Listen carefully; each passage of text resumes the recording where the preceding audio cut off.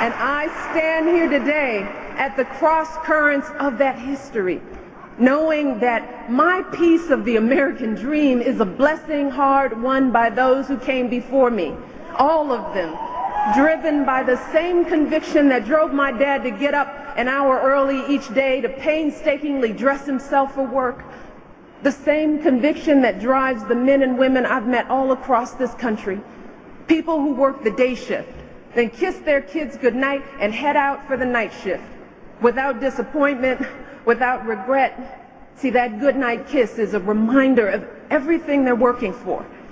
The military families who say grace each night with an empty seat at the table. The servicemen and women who love this country so much, they leave those they love most to defend it. The young people across America serving our communities, teaching children, cleaning up neighborhoods, caring for the least among us each and every day. People like Hillary Clinton,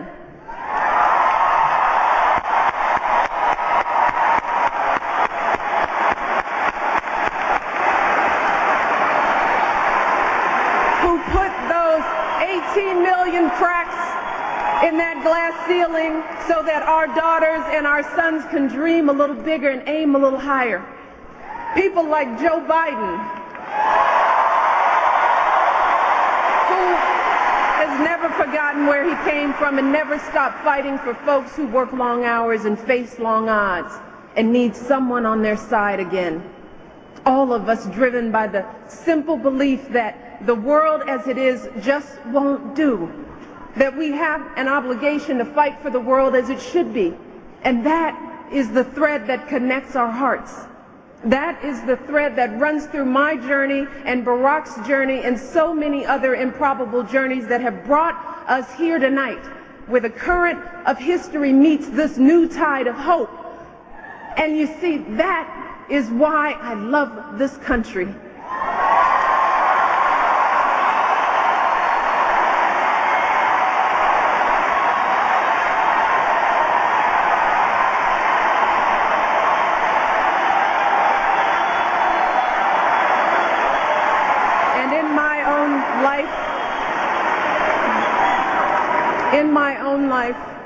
In my own small way, I've tried to give back to this country that has given me so much. See, that's why I left a job at a big law firm for a career in public service, working to empower young people to volunteer in their communities, because I believe that each of us, no matter what our age or our background or our walk in life, each of us has something to contribute to the life of this nation. And it's a belief that Barack shares, a belief at the heart of his life's work. See, it's what he did all those years ago in Chicago, setting up job training to get people back to work and after-school programs to keep kids safe, working block by block to help people lift up their families. It's what he did in the Illinois Senate, moving people from welfare to jobs, passing tax cuts for hard-working families, and making sure women get equal pay for equal work. It's what he's done in the United States Senate, fighting to ensure that the men and women who serve this country are welcomed home not just with medals and parades, but with good jobs and benefits and health care, including mental health care.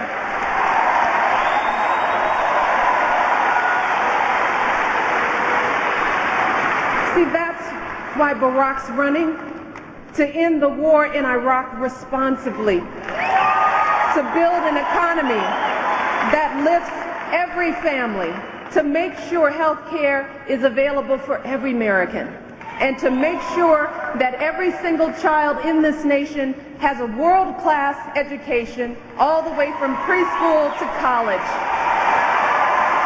That's what Obama will do as President of the United States of America.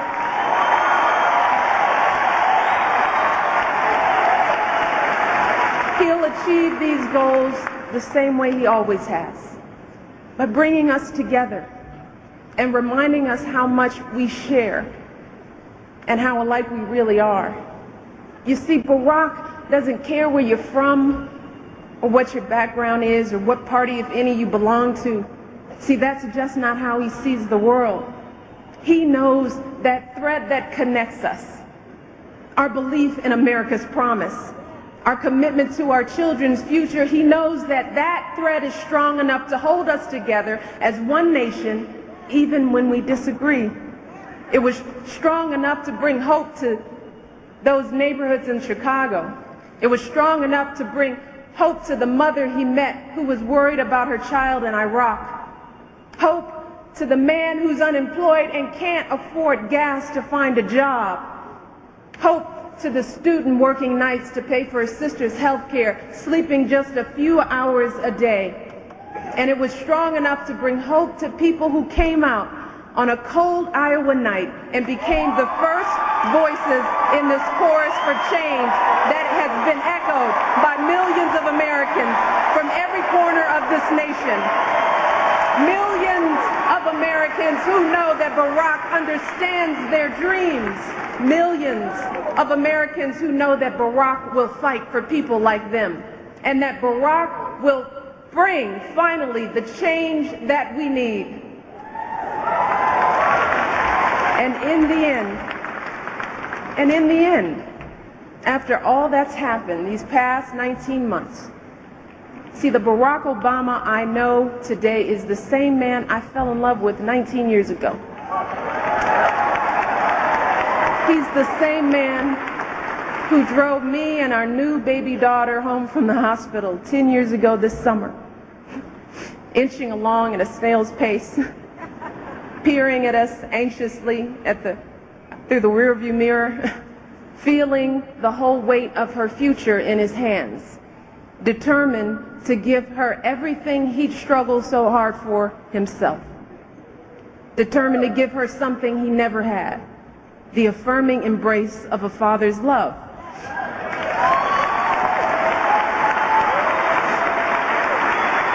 And as I tucked that little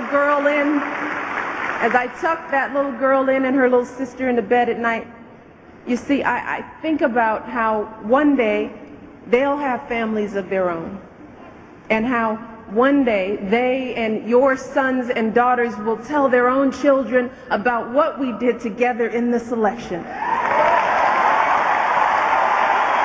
tell them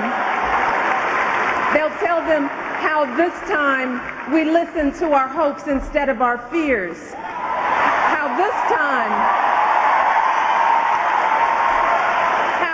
time we decided to stop doubting and to start dreaming. How this time in this great country where a girl from the south side of Chicago can go to college and law school, and the son of a single mother from Hawaii can go all the way to the White House, that we committed ourselves to building the world as it should be. So tonight, in honor of my father's memory and my daughter's future, out of gratitude for those whose triumphs we mark this week and those whose everyday sacrifices have brought us to this moment, let us devote ourselves to finishing their work. Let us work together to fulfill their hopes, and let's stand together to elect Barack Obama, President of the United States of America. Thank you. God bless you, and God bless America.